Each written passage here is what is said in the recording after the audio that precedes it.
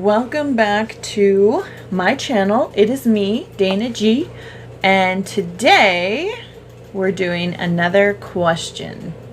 This one came off of my Facebook page, and as usual, I have my handy dandy note cards because if I don't have something to keep me focused, I will go off on all kinds of tangents, which I am about to do. So anyway, the question asked was, is writing a full-time job for you? And the answer is yes. Writing is my full-time job, among other things. One of the other things that I do is I homeschool my 16-year-old who is awesomely autistic and extremely creative. He actually just published a book that he's been working on for several years on Amazon.com called Mad Infinite. It's a really interesting science fiction story. He's created all the characters himself. He created the world himself. He did all of his own illustrations, and he does have a YouTube channel, and I'll put a link to both of those, his YouTube channel and his book, in the description below. He's just awesome, and he's very, very creative. And not only did he publish his own video or his own book, he also did all of the illustrations for his book. So I am very proud of him. And like I said, you can find his information in the description below. So, as far as writing full-time, as an independent author, I am responsible for everything. I chose to be an independent author so that I could maintain creative control over my story. I didn't want somebody who didn't know me personally telling me what I should and shouldn't do with my manuscript, and I especially didn't want them to tell me who my target audience was or whether or not you guys would be interested in my story. I don't think that you can really get a good sense of what people want based on the opinions of a few people. I think that there's a lot more, and just because somebody in the 35 to 45 age group likes one thing doesn't mean that every 30-something to 40-something year old is going to like those same things. So with that being said, all of the responsibility falls on me. What this means is I come up with this really great idea for a manuscript, then I have to write the manuscript. And after I'm done writing the manuscript, I have to assemble a team, and that includes editors, it includes beta readers, it includes graphic design. It basically circumferences everything. But most importantly, this team of people include you, my fans, my readers. And so that in order to find you, I have to also be able to market myself. And so it's a very interesting adventure that I've found myself on in the last 2 years. For me, I think the most frustrating part about the whole process is recruiting beta readers and marketing. Now, you might be asking yourself, what is a beta reader? And basically, a beta reader is a group of people who love to read, so they're avid readers, and they agree to get your book, your whole manuscript, chapter by chapter, and after they read a chapter, they answer a questionnaire that is emailed at the end of each chapter, and basically they're giving you a review of each chapter and completely honest opinions about what they've just read.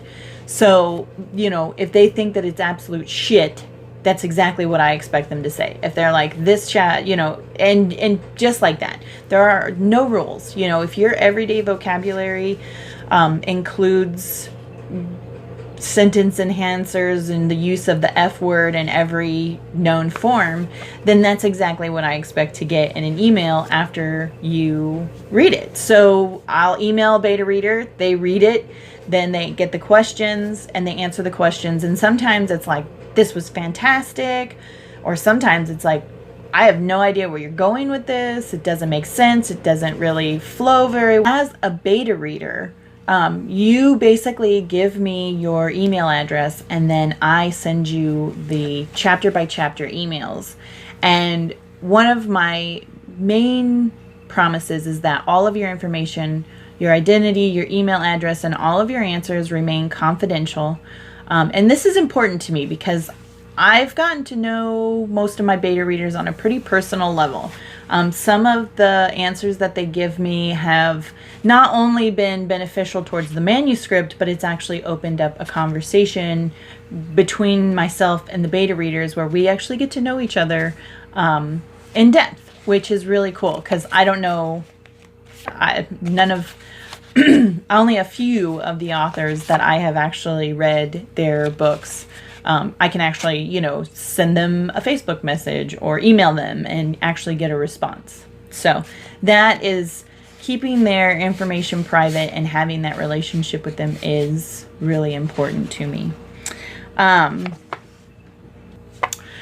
Other methods that I use to communicate with my beta readers is a private Facebook group that I have started for just my beta readers. And so it's my beta readers, myself, and one of my editors. And so I love that if they want to, they can sit and have a conversation about the book with each other. And then when my editor starts to read some of their comments, she has the ability to go and look at what they're talking about. And then she can tell me, the conversation that they're having and then what part of the book that they're having this conversation in. And so we can actually work together through the information collected from them, either with the conversation they had with me, with the conversation that they've had with each other.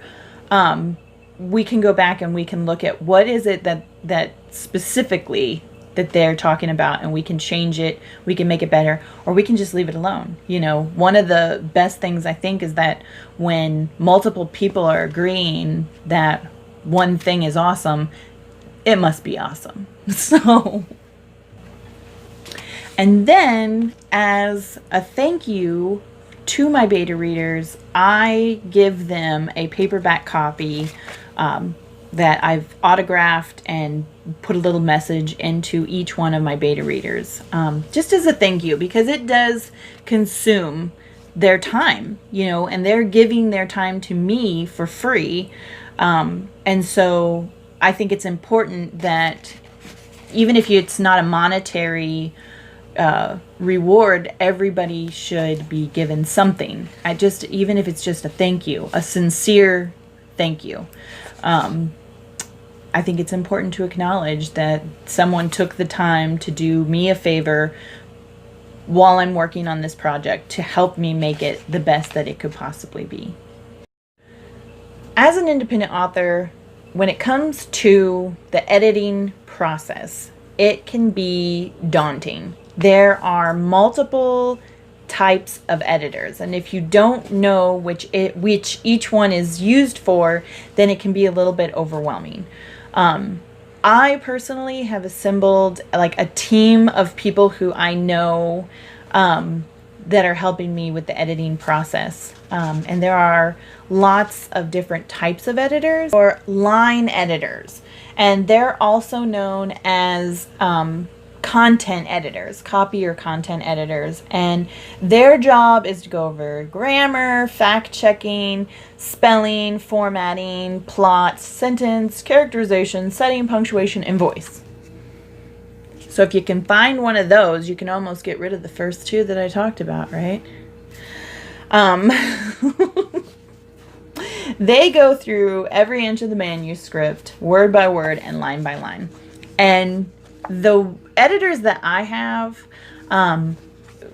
they pretty much do it all. So I have one editor, and her and I sit in this room I'm in now, and we throw things at the wall, and we talk about, you know, where the world is, what is it, names of the people. Like when I was building the different places that my protagonist goes to, you know, she was like, well, each different culture that she's introduced to, you know, she's the one who reminded me they need to have a name, because I was just writing. I didn't really pay much attention to, well, okay, so she started in point A and she's supposed to get to point Z and she's going to make all these little stops in between. I didn't think about each little stop needed to have its own name, because for me, the story was what I was more focused on. Like, okay, well, I have to make sure that it's going. I'll worry about all those crazy details later. And so my one particular editor is like, okay, well, you know, she got on a train and she went for a trip. She's going down the tracks and she stops.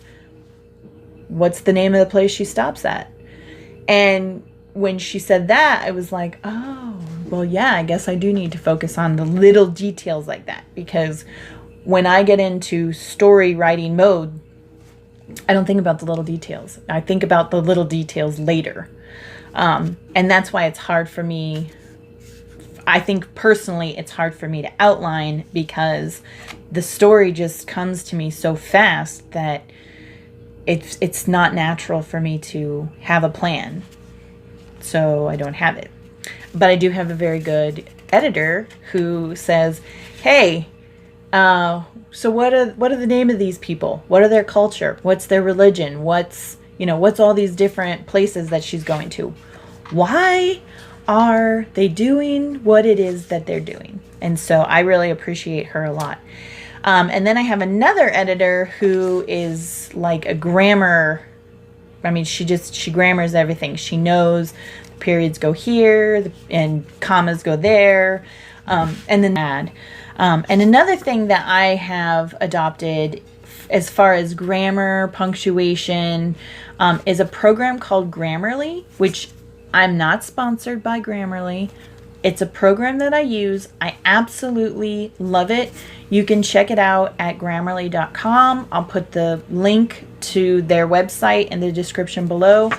I recommend it for everyone. I don't only use it for my manuscripts, I also use it for homeschooling. So when my son has to write an essay, we run it through Grammarly, and it checks for punctuation, it checks for past, it's always telling me this is in passive tense, and so it tells me all these weird things, and then I read it and I'm like, oh, and sometimes you really have to think about what you're doing. It's not like Word, where you're checking your spelling and your grammar on Word. It actually makes you think. It's like, okay, well, yeah, it's a passive voice, but does it need to be a passive voice? I mean, if you change it so it's not a passive voice, is it going to change the entire context? And so I absolutely love Grammarly. I've learned so much. Just as far as like grammar is concerned, I've learned so much using their program. You can get a free version of it that is pretty basic, or you can upgrade to a premium package for a reasonable price. I went with premium because I know me, and I am the worst speller on the planet. Especially when I get into the moment and I'm just writing, just boom, boom, boom, boom, boom. It all comes out. And if I handed you a copy of one of these notebooks that I write my first draft in, you'd look at it and be like, this is a crazy woman. But I'm sure by now we've all established that I'm a crazy woman. So next is the proofreader. And a lot of times people get proofreader and line editor mixed up.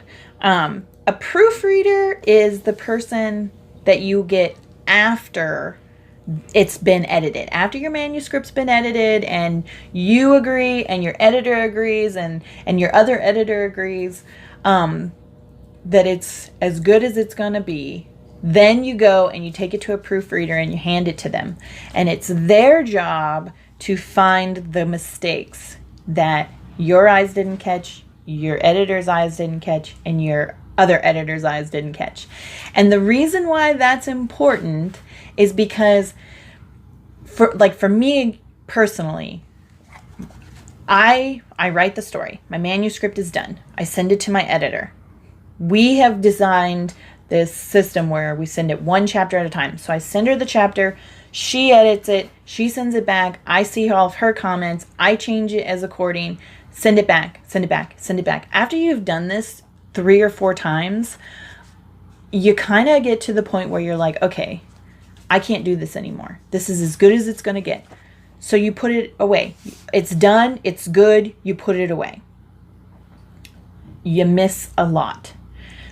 Even though the editor is magnificent, they still miss a lot. I miss a lot. So you hand your manuscript to a proofreader. The only job of the proofreader is to go from start to finish and find the glaringly obvious mistakes. Like I remember in one book that I had read a few years ago, I was reading this book and it was just flowing and I was just caught my attention and I didn't want to stop, and there was this typo and it just, I mean, it was like a truck sitting on a train tracks and the train came through and it just completely derailed my train of thought over one word, because the word hooked me up. And so I would go back and I would read the sentence and I would get to that word and I'd be like, well, this doesn't make sense. That's where the proofreader comes in. And all of these people, all of your editors, they are human. And so they will make mistakes. Your editor's going to make mistakes. You as the author making mistakes. The proofreader making mistakes. And that's why the more people that you can get on your team as you're going down the tracks, all of those little mistakes that are going to cause major collisions in your audience are going to disappear. So it's very important. The other thing that's very important is you have to trust your editor. The more of a relationship you can get with that person, the more likely they're going to tell you, you effed up, you need to start over here, you need to do it all over again, okay? And the reason why you want somebody who you can have that kind of a relationship with is because if you're handing somebody money, they become a yes man or a yes woman, whatever, a yes person. And you don't want somebody who's like, oh yeah, that's a great idea. Oh yeah, I think we should do that. Oh yeah. No. You will do that to yourself. You don't need somebody else doing that for you. You need somebody who's going to have the guts to say, no. You're not going to do it this way. If you do it this way, it's not going to make any sense. You're not going to connect with your audience the way that you want to connect to your audience. So find an editor that you can actually have a conversation with who's not going to, oh yeah, I think that's a great idea because I want you to continue paying me. You want somebody who's going to be blatantly honest with you. And that's just my blatantly honest opinion. So the next person is going to be your critique partner. And I just want to put it out there that I'm not naming these in the order that you should get them. You procure your team however you see fit. But a critique partner is typically going to be somebody who has the same passion as you. So somebody who is also a writer, whether they've published or not, doesn't matter. Just someone who has the same passions, okay? And it doesn't have to be. Like my first critique partner is actually a computer programmer. And the reason why her and I made such good partners with one another is even though she's not writing a book, she has a lot of great ideas. She was able to tell me, hey, I read these types of books, these genres, these fantasy genres. And so with her knowledge of the fantasy realm, she was able to help me make my good universe that I was building even better. And then there are other independent authors that if you can build a relationship with them, you can use them, use their hey, what do you think about this? Use their experience, use their knowledge. I know that I follow a lot of independent authors on YouTube, and even though I've only like spoken personally through emails and messages to one of them, I still have learned so much through them. But what's really neat about having a critique partner is they help you put your work on a higher level. And they are going to see things that other people aren't normally going to see. So my critique partner, who is a computer program, is an avid fantasy novel reader. So when I handed her my manuscript and I said that it was part fantasy, part supernatural, part romance, part adult graphic content, she was very honest with me, and she was like, well, I'm really not into adult graphic content. And I said, that's fine. You can skip over those parts and you're still going to get the story. You're still going to get the important aspects of it. The graphic adult content aspects of it is just for, it's like red pepper, some people like it, some people don't, but my story is still going to be there with or without it. And so she grabbed it, she started reading it, and she was able to say, hey, I think if you do this, it's going to be better than if you do it this way. So a critique partner, it's just, and again, just like with your editor, you want to have a relationship with this person. You don't want it to just be like somebody who's going to tell you, oh yeah, this is really good. You want it to be somebody who's actually going to dive into it and tell you specifically, I don't like Joe, and this is why. That's what you want in a critique partner. There are two editors that I can personally recommend to you. One of them is K.M.Rice. She is the author of The Darkling, and her new book, The Watcher, has just come out. She is an independent author as well as a freelance editor. She is taking new clients, I guess you could call them. But I've spoken with her through Facebook Messenger. She's a delight to have conversation with, and I can only imagine that she is a hoot in the editing department. So I would highly recommend her, and I will put all of her contact information in the description below, as well as a link to her videos and her vlog channel. The second being Anna the editor. I personally have worked with her. I've enjoyed our conversations. She has really given me a lot of great advice. She's helped me with my grammar and spelling, which is horrendous. I can highly recommend her, and I will put her contact information in the description below. One of the other parts of being an independent author that I truly enjoyed, besides the editing process and the writing process, was the cover art designing process. I worked with a really nice man named Cal through Calligraphics. I found him through a website for independent authors called Smashwords. Helped me with my first draft of my book, and it was and I looked through thousands of pictures, thousands of pictures, and I just wasn't seeing what I was looking for. And so I emailed him and I was like, look, this is what my story is about. This is my vision for the cover.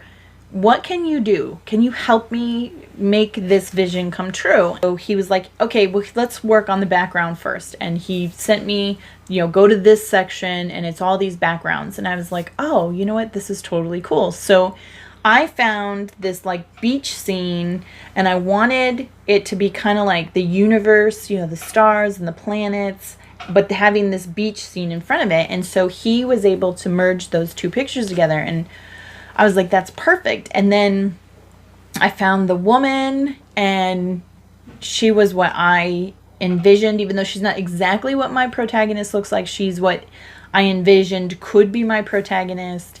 and then he was able to merge a male and a female picture together and then put it all together. And I would have never been able to do that. And so watching him work his magic and helping me and he was able to help pull it out and put it on and make it into something. And so not only did he do my ebook cover, but he also does print covers so that you can download it to create space.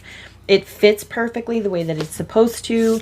He formats the books for me so that they're ready for print and for Amazon and for Smashwords. I mean, he's just a genius. So if you're looking for someone who can help you with cover art and formatting and making sure that everything's ready to go, definitely contact Cal. He is really neat. He's a really nice person. And knows what he's doing. Being an independent author means I have to market myself. It's take a huge portion of my time, and especially because I didn't know what I was doing at first. So I started my Facebook page, I started Instagram, Twitter, I started all of these things, just kind of dove right into it. And I didn't really know what I was doing, but I knew I had to get myself out there. And then I discovered a website called Buffer. But I love them as far as marketing is concerned, because I will sit down and I will create just a bunch of posts. And in each post, it has a link to my book, to my YouTube channel, to my website, to my Facebook page. But what Buffer does that's really unique and it's very, very helpful is it allows you to put all this content onto the website. And then every day, you can do one every hour of the day if you want to. You can do one every other hour. However you want to, you can just put all the content there and then it starts sending it out. And it goes everywhere. Instagram, Twitter, Facebook, Pinterest. I mean, all over to all your different social medias. And it's really, really great because on Wednesday, when I'm pounding out a new chapter or doing edits or whatever, it's still putting out my book. It's still putting out the links to all of these different places. And it's doing that for me while I'm still writing or while I'm editing or while I'm making a video. So that to me was essential as far as marketing myself. And I started doing research as far as YouTube is concerned, and creating a YouTube channel, which it actually took me a year of talking to myself and taking selfies and being made fun of by people who love me so much, to be comfortable talking to myself in front of a camera. And then my husband for my birthday bought my ring light, which makes me look so youthful because now I have like all this light on my face. And for Valentine's Day, I got the microphone so that I would have good audio, and my phone. And that's what I use. And now that I have that, I feel like with Facebook and all these other, and Twitter and Instagram, it wasn't really like a personal thing, and people were seeing my name and they were seeing my link, but now they can see that I'm a person. I'm a human being.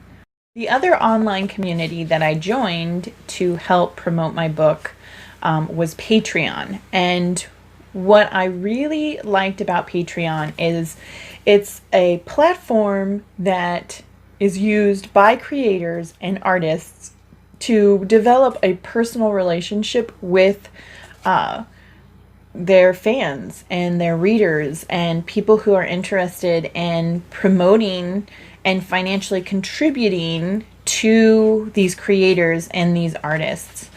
And what I really appreciate about Patreon is not only can you contribute financially to your patron, your artist, your author, your music maker, but you get something in return. You get a thank you. You get behind the scenes things. And you get to control how much. So you can contribute $1 a month and still get a thank you, a genuine thank you, a behind the scenes thing. You can do $10 a month. And for example, when somebody pledges $10 a month for my Patreon, then they get to have a chapter each month that they contribute $10 to my Patreon. They get to have one chapter read by yours truly, from my book. And what's really cool about this is that it's still in the editing process. So at $10 a month, essentially you get to hear the book, my book, read in my voice each month before it's even published. So it's kind of a neat thing. And it's safe. It's safe because all of your information goes to Patreon. It's a really neat setup, and I love it. So if you are interested, there will be a link in the description that will take you to my Patreon page. And once you're there, you can search the whole website. You know, if there's other authors, if you have other independent authors that you like, most likely they are on Patreon, because even though writing is a full-time job, until you're established, until you have that audience, it's a full-time job with less than part-time pay. And that's just the truth of it. So yeah, so if you're interested in getting some behind the scenes and some before you can buy it rewards, go over to Patreon, check out my Patreon page, and while you're there, you know, search the names of other authors that you know, or other artists. There are painters and graphic designers and people who create music and publish, you know, all kinds of neat things. So go to Patreon and check it out, and I'm sure that if you love someone, they're there. So I hope that answered your question for you, and I hope that I kind of opened your eyes to what goes on behind the scenes of being an independent author. When I started on this adventure, I never in a million years thought that I would be learning all of the things that I now know. I never thought that I would be, you know, learning about marketing and how to get on different social media platforms. And I never thought that I would have my own YouTube channel, mostly because up until a few months ago, when I was in front of a camera, I couldn't speak. I would giggle. It was bad. It was really bad. And over the last year, I've had numerous conversations with myself looking at the camera. I've been made fun of from my family, who loves me so much because I took a lot of selfies and, you know, learned how to smile instead of sometimes I still do that. But anyway, and if you enjoy these crazy videos and want to contribute to my madness, click on the link below to visit my Patreon page, where you can become a patron. Until next time.